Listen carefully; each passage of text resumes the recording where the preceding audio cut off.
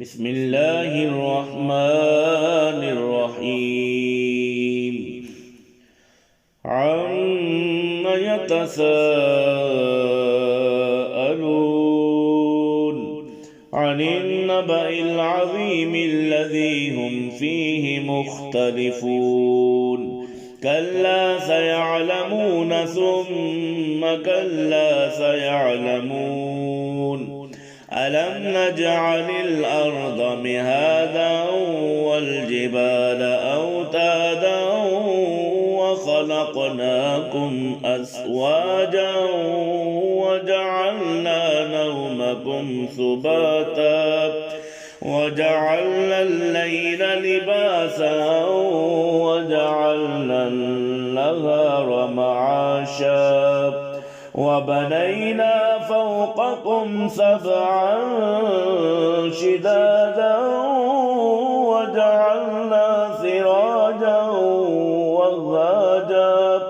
وأنزلنا من المعصرات ماء ثجاجا لنخرج به حبا ونباتا وجنات ألفافا إن يوم الفصل كان ميقاتا يوم ينفخ في الصور فتأتون أفواجا وفتحت السماء فكانت أبوابا وزينت الجبال فكانت سرابا إن جهنم كانت مرصادا للطاغين مآبا لابثين فيها أحقابا لا يذوقون فيها بردا ولا شرابا إلا حميما وغساقا جزاء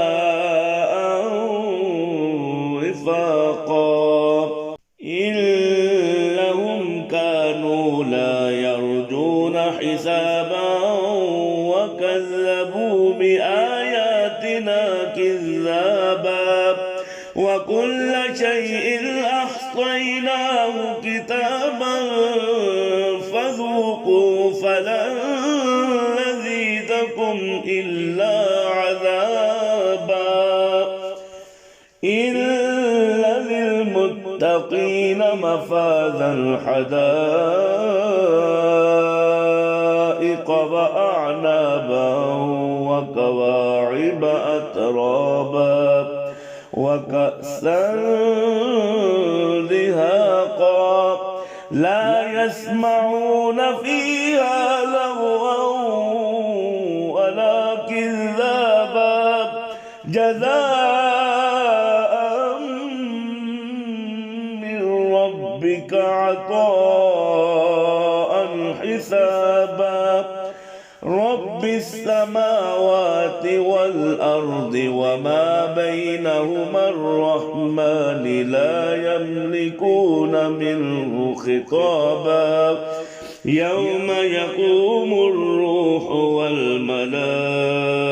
والملائكة صفا لا يتكلمون إلا من أذن له الرحمن وقال صوابا ذلك اليوم الحق فمن